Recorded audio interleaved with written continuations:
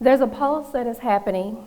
That rhythm is creativity, not the kind that fits neatly on a canvas or a screen, but the kind that stirs in the womb of you in this world. That sacred space where spirit, struggle, and imagination intertwine. Right now, that pulse feels faint. The world is aching, from Sudan to Palestine to Congo to Jamaica, in rural towns to city streets.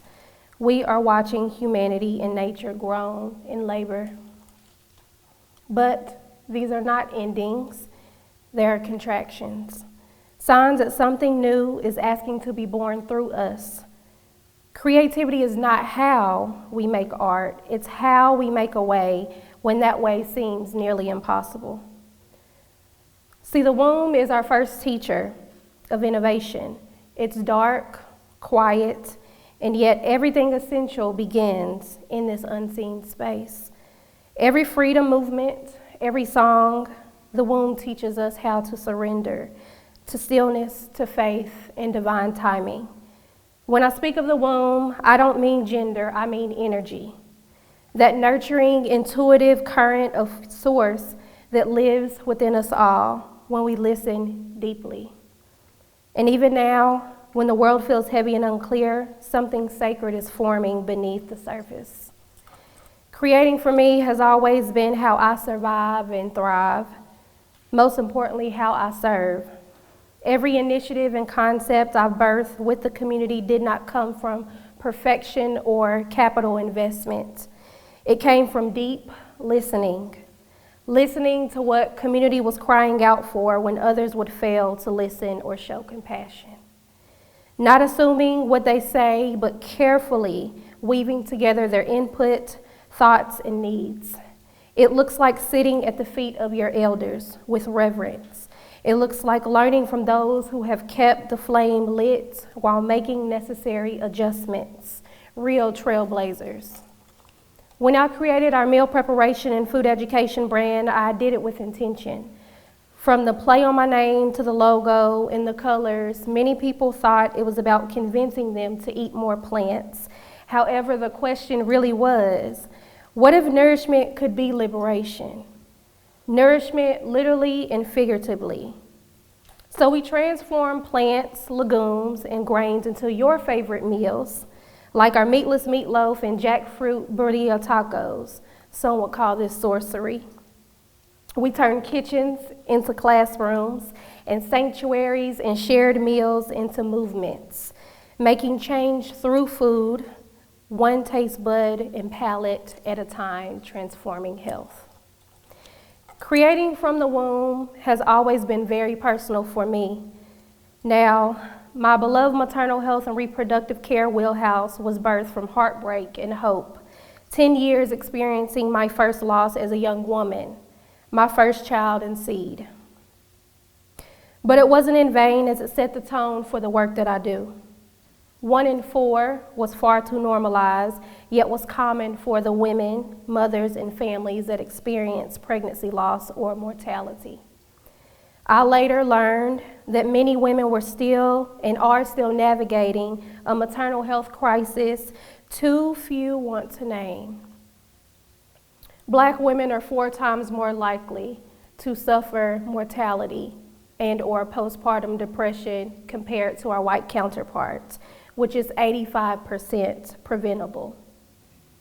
Most of the deaths here nationally and in Tennessee happen between 30 and 365 days postpartum. So I unearthed myself from the parts of me I did not want to resonate with that remained hidden when it really created a gem. In 2022, we created a sanctuary and soft landing pad for women and mothers, with intention, of course. The doulas in the community and midwives asked me to make a pivot from our food education brand and into the maternal health space and called me in. Hey, could you cook for our mamas? And I accepted their invitation. As a womb practitioner, food waste practitioner, and healer, we are providing nourishment and nourishing meals prepared in the comfort of our families' homes during their most vulnerable time, the postpartum period, as postpartum is forever, providing nourishing, nutrient-dense, and healing along with comprehensive postpartum care, ancient healing traditions that have historically sustained us while we actively work to close the gap on the mortality rates and diagnosis like postpartum depression. Because even in the muddiest of waters, a lotus still blooms as it regenerates itself. We are in deep devotion to nurturing the nurturer as they transcend to their highest selves. Evolution is creativity. Our offerings remain an invitation to those women who desire to create their new selves. Deep listening reminds me of a group of local movement builders, shakers, and land stewards who were tasked with creating a food oasis with our beloved elder, Christopher Battle. Encouraging those in East Knoxville and beyond to return back to the land and to the soil through agriculture and skill-building education. We call it Afroculture, as there's no culture without it. Practicing Ujamaa and Ujima, Kwanzaa principles, meaning cooperative economics and collective work and responsibility. Practicing the art of Sankofa, an African proverb, which means going back and fetching it and bringing it forward. Or as my elders say, if it ain't broke, don't fix it. When food becomes a weapon, community becomes a shield, and mutual aid becomes our new safety net. We transformed what you would know as a food desert into an autonomous and community-led micro-food system, what we know as food apartheid. A desert is insinuating that nothing is there which is not true for our community. We have gems, we have knowledge. Repurposing old dressers, countertops, cabinets into garden beds, upcycling old pallets into compost bins and fences, milk jugs turned into mini greenhouses, and growing food on concrete slabs and in the backyards and apartment balconies of our community members. Unearthing creativity.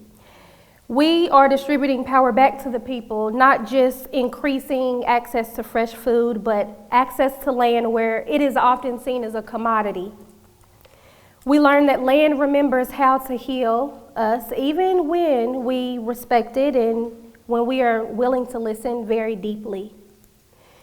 This wasn't a program, it was a prayer from those we serve that made it tangible. It is proof that creativity isn't a luxury but a lifeline, an ancient tool for survival, for healing, for rebuilding the very systems that have perpetuated harm and quite frankly weren't meant for us but to work against us. But we work smarter with creativity, not harder. Knowledge is not power without creativity and application. Do you know the amount of grit and audacity you have to create in times like these? We were made for times like these, not waiting on a system nor capital investment, but choosing to still create in spite of. Uprooting yourself and creating viable solutions that work for your community while being authentically you, unapologetically you. That's unearthing creativity. Right now, we are living in rupture, economic uncertainty, cuts to SNAP and EBT, our safety nets. Communities are fractured by violence, family policing, and displacement. Grief is becoming a global currency. And yet, this is exactly the soil where creativity grows its deepest. To imagine joy when the world sells you fear, that's innovation. To build community when systems divide us, that's revolution. To plant seeds when the ground shakes, that is faith in motion. When we create not in spite of pain, but through it, we become midwives for what's next. Creativity becomes our collective protest, our medicine, our map back to one another.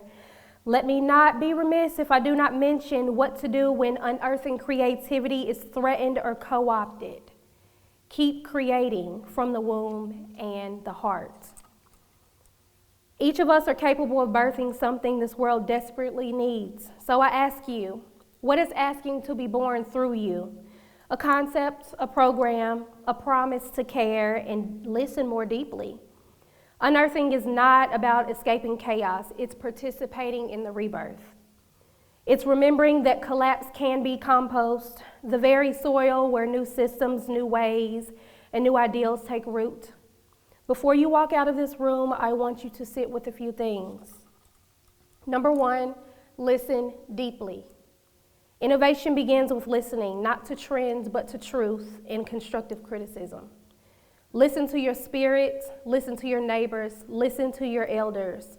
That's where new ideas or maybe even old ones are already trying to speak. Number two, create with intention and integrity. Don't wait for perfect conditions. Unearthing is very messy. It knows no bounds, no rules, no laws.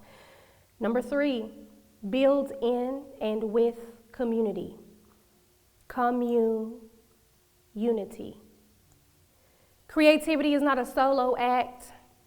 It's a shared heartbeat. So, find your people, collaborate, co-create, because when we build together, we multiply sustainability. And remember, as long as you have breath, you have options. You don't need to have all of the answers. You just need to stay open and be present. You are the womb, the seed in the soil, and the world is waiting for you to be birthed through your offerings. The freedom that comes with unearthing creativity is liberation. Thank you.